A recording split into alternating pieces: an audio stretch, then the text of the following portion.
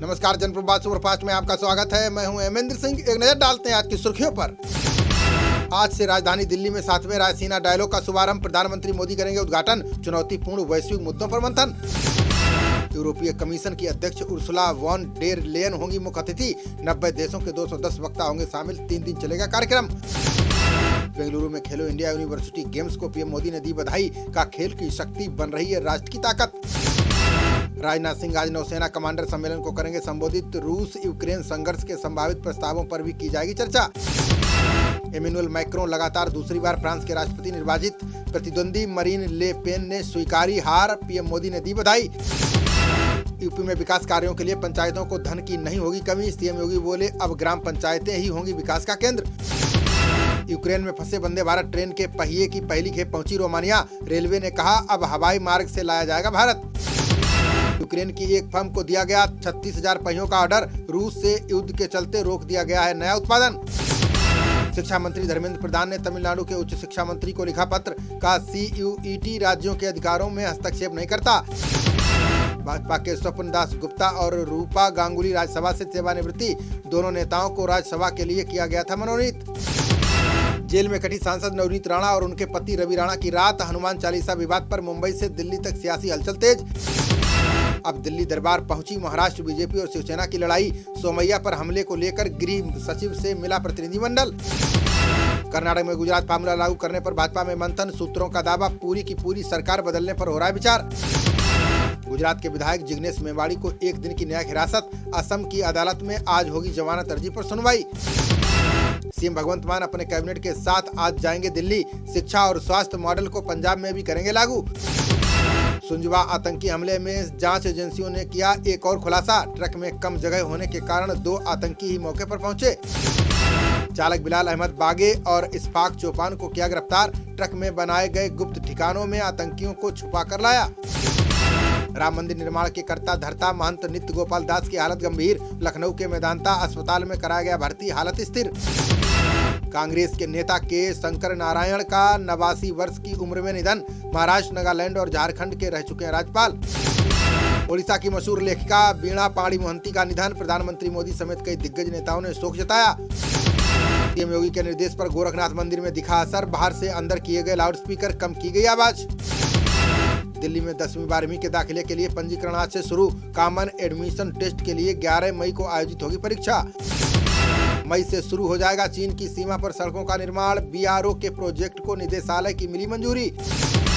रूस यूक्रेन के बीच बीते 2 महीने से ज्यादा दिन से जंग जारी और आक्रामक हुआ रूस। पूर्वी यूक्रेन पर लगा रहा है ध्यान। जंग के बीच बूचा और इरपिन में मिली राशों से मिले धातु के तीर। पहले विश्व युद्ध में ऐसे घातक हथियारों का हुआ था इस्तेमाल।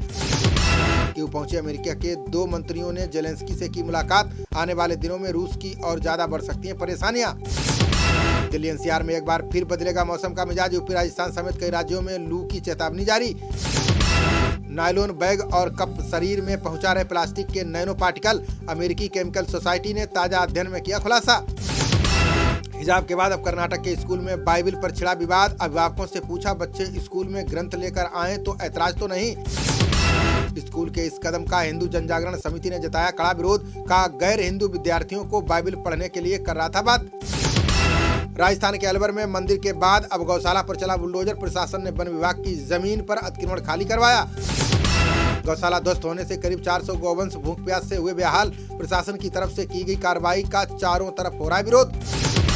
दिल्ली के जहांगीरपुरी में बवाल के बाद दिखने लगी अमन और शांति। कल तिरंगा यात्रा के बाद आज दोनों समुदाय करेंगे इफ्तार पार्टी। हंसखाली सामूहिक दुराचार मामले में CBI को मिली कामयाबी। 3 और आरोपियों को किया गया गिरफ्तार। आगे की जांच जारी। रेहड़ी पटरी वालों को लेकर दिल्ली हाईकोर्ट का सख्त निर्देश। का बिक्री स्थल पर 24 घंटे रहने का कोई अधिकार नहीं। सीएम मनोहर लाल खट्टर ने औरंगजेब को बताया खलनायक। का इसके बजाय देश के नायकों को करना चाहिए याद। अटारी बॉर्डर पर करीब 700 करोड़ रुपए की 102 किलो हेरोइन जब्त। मुलेठी की खेप में छिपाकर दिल्ली लाई जा रही थी हेरोइन। लाउड स्पीकर पर गाइडलाइंस के लिए उद्धव सरकार की बैठक आज। सर्वदलीय बैठक में मनसे प्रमुख राज ठाकरे नहीं होंगे शामिल। असम नगर निगम चुनाव में बीजेपी गठबंधन की शानदार जीत। पीएम मोदी ने सीएम हेमंत बिस्वा शर्मा को दी बधाई। जम्मू कश्मीर में पीएम मोदी के भाषण को लेकर कांग्रेस ने किया दावा। कहा वहां के लोग दिखे निराश क्योंकि चुनावों पर कुछ नहीं बोले। पंजाब पुलिस ने बब्बर खालसा के एक दहशतगर्द को किया गिरफ्तार। लुधियाना के सिनेमा बम विस्फोट सहित कई मामलों में था शामिल। दिल्ली पुलिस ने नकली सिक्के बनाने वाली फैक्ट्री का किया भांडाफोड़। गैर सरगना समेत 5 गिरफ्तार, बने और अधूरे सिक्के बरामद। केरल में 20 माओवादियों के खिलाफ एनआईए की जांच रिपोर्ट दाखिल। 2016 में भारत सरकार के खिलाफ युद्ध छेड़ने की रची थी साजिश। देश में बीते एक सप्ताह में कोरोना के नए मरीजों की संख्या हुई दोगुनी। 24 घंटे में आए 2541 नए संक्रमित, 33 लोगों की गई जान। देश में सक्रिय मामलों की संख्या बढ़कर 16,000 के पार पहुंची। अभी तक 5,22,223 लोगों की जा चुकी है जान। कांग्रेस में शामिल होने की अटकलों के बीच पीके से मिले केसीआर। तेलंगाना के सीएम ने प्रशांत किशोर को बताया सबसे अच्छा दोस्त। आईपीएल के इस सीजन में मुंबई इंडियंस की लगातार 8वीं हार। लखनऊ ने 36 रन से जीता मैच, शीर्ष 4 में बनाई जगह। लखनऊ ने पहले बल्लेबाजी करते हुए 20 ओवर में 168 रन बनाए। जवाब में 20 ओवर में 8 विकेट पर 132 रन ही बना सकी मुंबई। जीत के बाद लखनऊ की पूरी टीम पर स्लो ओवर रेट का लगा जुर्माना। कप्तान केएल राहुल पर बैन का मंडरा रहा है खतरा। आईपीएल में पंजाब किंग्स और चेन्नई सुपर किंग्स में होगा मुकाबला। धोनी पर रहेंगी सबकी नजरें। कल रही दीपक चाहर की कमी। खबरों का सिलसिला जारी रहेगा। देखते रहिए जनप्रवाद। नमस्कार।